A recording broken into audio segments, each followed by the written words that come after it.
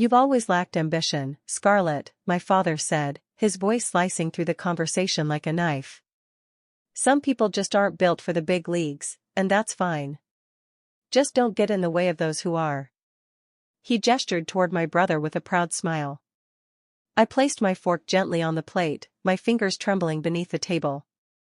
Funny, I said calmly, looking him directly in the eye, because aside from you, I'm the only one here who's actually achieved anything real. Across the table, Benjamin flashed that same smug, condescending grin I'd seen my whole life. My name is Scarlet Greer. I'm 32 years old now, but back when this story began, I was simply the invisible middle child in a family obsessed with status and sparkle. My dad, Richard Greer, was the king of real estate in Chicago. My older brother, Benjamin, was his golden child, the future of the business, even though he couldn't manage his way out of a paper bag. My younger sister Olivia was the social butterfly, too busy chasing brand deals and brunch reservations to contribute anything meaningful. And then there was me, dependable, quiet, always overlooked. The rest of the dinner blurred past, just noise I wasn't included in. Benjamin bragged about a real estate deal he'd sealed, although I'd overheard at the last company event that it was falling apart. My dad lapped it up, asking all the right questions to keep the spotlight firmly on his son. Olivia offered occasional commentary about influencers and weekend getaways. I sat quietly, stirring my food, wondering why I still bothered showing up to these dinners at all. When I was younger, I used to try, desperately, to win their approval. I graduated near the top of my class, took every internship I could get, pushed myself harder than anyone else. I thought maybe if I worked hard enough, they'd finally notice me. They never did. You're too reserved, my dad would say. You're not cut out for this line of work. It didn't matter how well I performed or how strategic my ideas were. They had already decided I didn't belong. The moment everything shifted for me came a few years back, not that any of them paid attention. It was during one of our company's weekly strategy meetings, a parade of egos where my father and Benjamin dominated the conversation while the rest of us nodded along. I had spent weeks developing a turnaround plan for one of our failing properties, carefully researched, thoroughly vetted, and full of promise. I barely made it through the first few lines before Benjamin cut in. That place is a dead end, he said, waving his hand dismissively. We've already sunk too much money into it. Waste of time. I've crunched the numbers, I tried to continue. But my father waved me off. If Benjamin says it's a bust, it's a bust. Next. I sat there, cheeks burning, as they moved on without a second glance. Everything I had worked for, ignored in an instant. That night, I made a decision: if they wouldn't listen to me within their empire, I'd build my own. I didn't walk away from the family business with a dramatic exit. That would have drawn too much attention, and questions I wasn't ready to answer. Instead, I started small. Quietly. I bought a worn-down duplex on the edge of town, nothing glamorous, just what I could afford with the scraps I'd managed to save. But I saw something in it. Potential. While everyone else saw peeling paint and cracked tiles, I saw opportunity. I spent nights and weekends fixing it up myself, patching drywall, installing light fixtures, teaching myself how to be a landlord. A year later, I sold it. The profit wasn't huge, but it was mine. And it was only the beginning. From there, I looked for other undervalued properties across Chicago.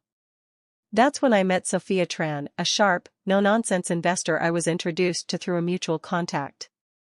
She was everything I wasn't: seasoned, bold, unafraid to take risks, and exactly the partner I needed. We hit the ground running, snapping up hidden gems others overlooked, and building our portfolio one smart move at a time. By 30, we were no longer just scraping by. We were a real force: residential buildings, unique office spaces, and even a few boutique retail spots downtown. We ran everything under a name that wouldn't ring any bells to my family: Tran and Partners. They had no idea. While they stayed tangled in their bloated empire, mismanaging everything in sight, I was quietly buying up the properties they'd written off.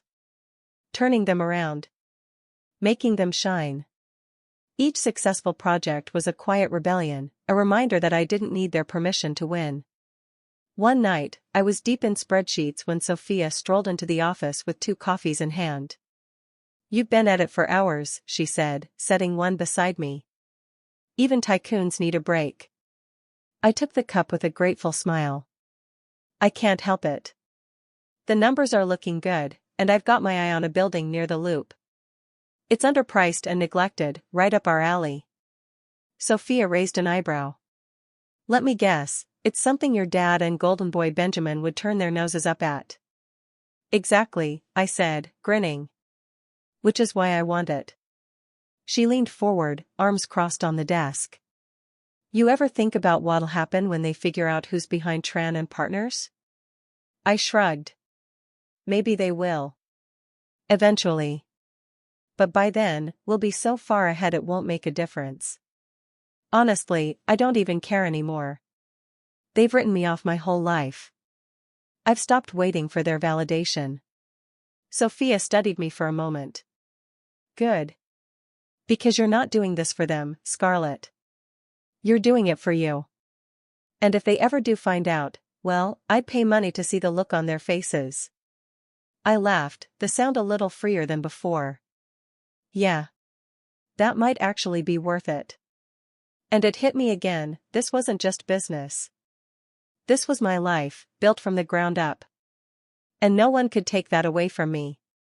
Sophia raised her coffee cup with a playful glint in her eyes. "To building something extraordinary." I tapped mine against hers, a fire sparking in my chest. To building something extraordinary. Every family gathering was the same, my father and Benjamin never missed a beat when it came to mocking me. It had become their favorite tradition. "Scarlet, when's the last time you actually stepped foot in the office?" my dad would scoff, shaking his head like my presence alone was some kind of offense. "You hold shares, sure, but you vanish like a ghost when it comes to real work." Benjamin, ever the opportunist, would chuckle right on cue. "Well, it's not like anyone notices. The company seems to run just fine without Scarlet's priceless input." They thought their digs were clever, tiny daggers hidden in casual conversation. What they didn't know was that I had stepped away from the company for a reason. At first, it was necessity, I needed the time to build something of my own with Sophia. But soon, it became about survival. Every visit to the office felt like walking into enemy territory. I showed up only when absolutely required, shareholder meetings, brief check-ins, and slipped out before the cold indifference could cut too deep. To them, my absence was proof of my insignificance. To me, it was freedom. It gave me space to create something they'd never see coming. From day one, Sophia had been the face of Tran and Partners, a calculated move we decided on together. She took center stage at networking events, charmed reporters in interviews, and handled big-name negotiations with ease. I was always more comfortable behind the curtain. I focused on the numbers, the strategy, the long game. And it worked beautifully. To the outside world, Tran and Partners was Sophia's success story, a dynamic real estate firm founded by a bold, visionary woman with a keen eye for opportunity. Investors were dazzled, competitors wary, and the media couldn't get enough of her. What no one realized was that I was the architect behind the curtain. The strategist. The one mapping out every move with calculated precision. Only a trusted few knew the truth. I was the brain behind our boldest acquisitions, the one steering the direction of the company while Sophia dazzled the spotlight. No one saw me because I designed it that way. I didn't want my name in press releases or my face in glossy profiles. I needed that anonymity. Especially when it came to my family. There were no traces of me on the Tran and Partners website. No photo in the team section. No signature on public filings. If someone dug deep, they'd find nothing. To the world, and more importantly, to my family, I was still just Scarlet Greer. The invisible shareholder of my father's real estate empire. The girl they wrote off as irrelevant. And that's exactly how I wanted it. Neither my father nor Benjamin had the slightest clue that Tran and Partners had anything to do with me. To them, we were just another minor player in the market, an ambitious little firm snapping at their heels. It never occurred to them to look deeper, never crossed their minds that the company quietly chipping away at their dominance was founded by the very person they'd spent a lifetime dismissing. The irony wasn't just poetic, it was my secret advantage. But I knew that kind of anonymity had an expiration date. The more we grew, the more likely it was that my past and present would collide. The industry gala was the kind of event tailor-made for men like my dad and brother, flashy, status-driven, and steeped in ego. They lived for nights like this, a chance to network, brag, and remind everyone just how powerful Greer Enterprises supposedly was. I hadn't planned on attending, these events weren't really my thing. But Sophia wouldn't let it go. "You have to come," she said, tossing a sleek black dress onto my sofa. "You've more than earned a night out. Plus, it'll be priceless watching your family's faces when they hear our name called." I hesitated but eventually gave in. They wouldn't even notice me, I told myself. I'd just be another face in the crowd, forgettable, like always. And honestly, part of me was fine with that. The ballroom was a spectacle, crystal chandeliers, gold accents, and a sea of tailored suits and designer gowns. Waiters glided through the space offering flutes of champagne while polished voices murmured in every corner. When I spotted my father and Benjamin near the center of the room, I felt that familiar pang of irritation crawl up my spine. "Well, look who's here," Benjamin said smugly as I neared their table. "Didn't think this was your kind of crowd. These events are usually for people who actually matter." "Be civil," my father muttered without even looking at me, adjusting his cufflinks like I was an afterthought. "Just try not to embarrass yourself, or us." I bit back the words I wanted to say and walked away, finding a table in the back where Sophia and a few of our closest team members were already seated. From there, my father and brother couldn't see me, and I preferred it that way. "How's the royal table?" Sophia whispered with a smirk, glancing across the room. "Exactly as hostile as you'd imagine," I replied. "Let's just make it through the night." Award after award was handed out as the evening dragged on, and to my quiet delight, Greer Enterprises wasn't mentioned once. With every new announcement, my father's expression tightened and Benjamin's bravado shrank just a little more. I watched them simmer from a distance, quietly amused. And then it happened. For our final award of the evening, the MC said, pausing for effect, "We honor the firm that has demonstrated outstanding innovation and leadership in the real estate industry. This year's winner, Tran and Partners." For a moment, I forgot to breathe. The room erupted in applause as Sophia rose gracefully, beaming as she headed for the stage. Across the room, I saw my father and Benjamin glance at each other, visibly puzzled. You could see it written all over their faces. How could a small firm like Tran and Partners possibly outshine them? And they still had no idea.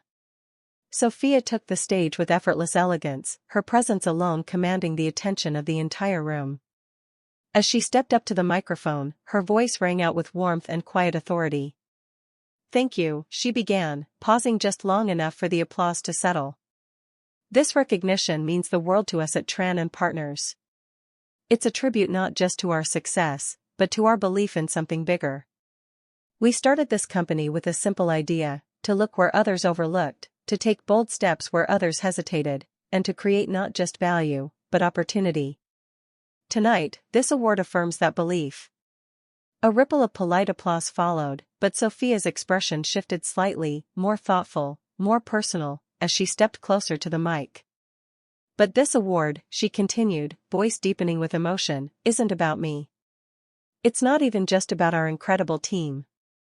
Tonight, I want to talk about someone who has poured their heart into every inch of this company, someone who's rarely in front of the camera, but who's behind every major decision we've ever made." My breath caught. A strange tension gathered in my chest as Sophia's gaze swept the room and landed squarely on me. She gave the smallest smile, one only I would recognize. "Many of you may not know her name, but that's by design," she said. "She doesn't chase recognition. She never has.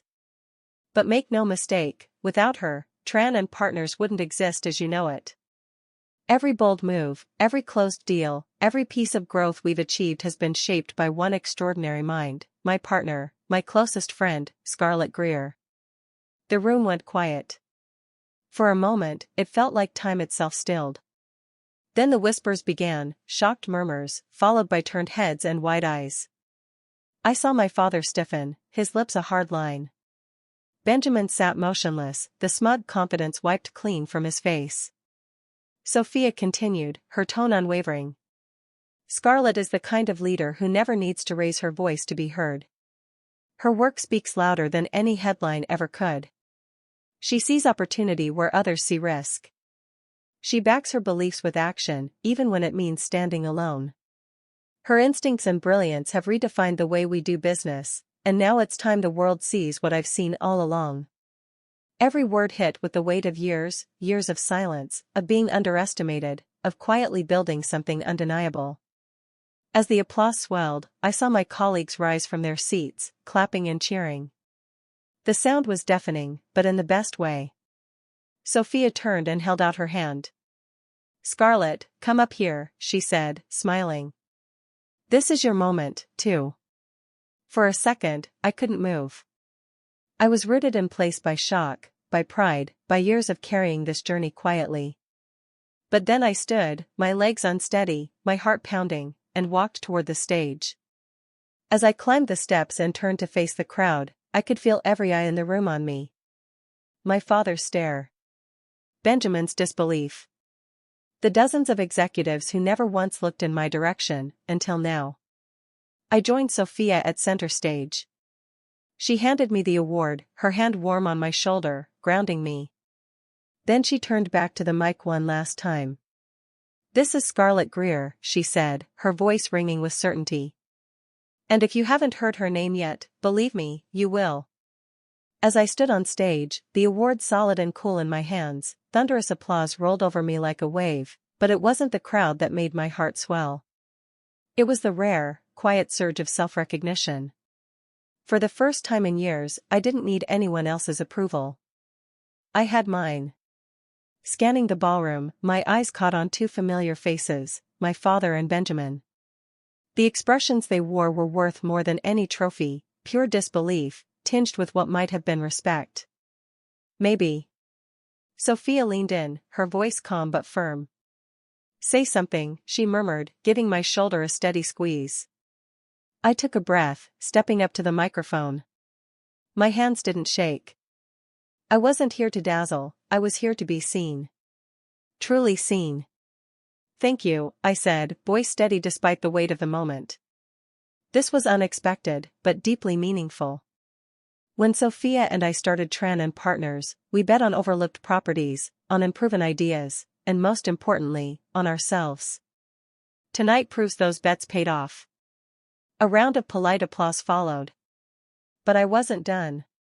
To those who believed in us, thank you, I continued, pausing just long enough to let the room settle. And to those who didn't, thank you, too. Your doubt gave us fuel.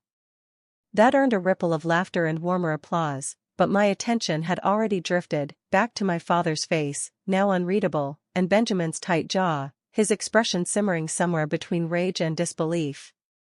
As I stepped away from the mic, Sophia met me with a grin that said everything. Now that, she whispered, was a mic drop. Back at our table, whispers trailed in our wake. Heads turned, murmurs buzzed. It was the kind of spotlight I used to avoid. Now? I let it warm me. Sophia leaned over, amusement dancing in her eyes. I would kill to know what's going through your dad's head right now. I looked their way. My father sat still as stone, hands clasped tightly on the table, eyes locked forward like he couldn't quite process what he'd just seen.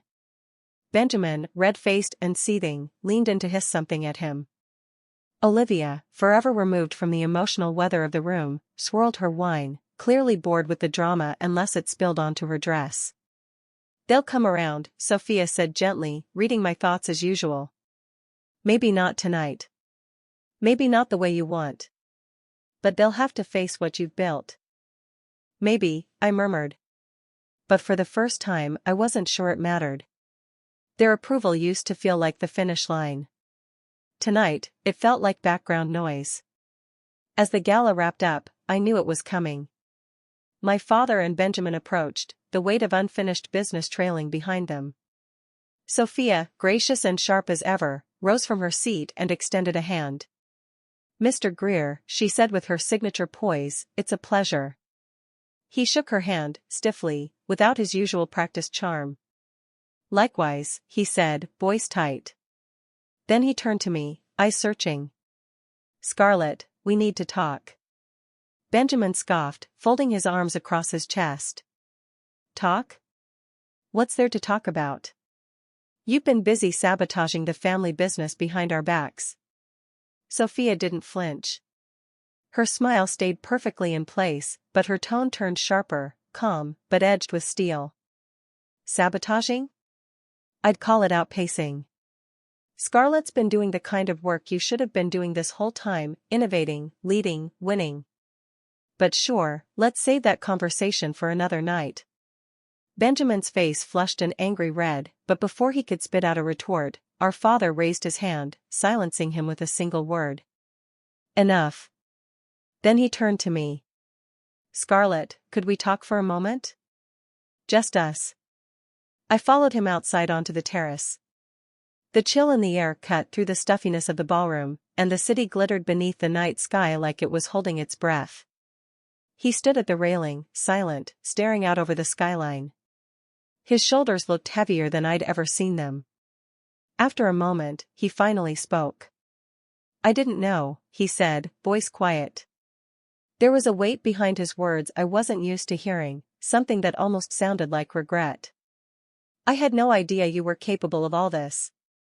I leaned on the railing beside him, arms folded.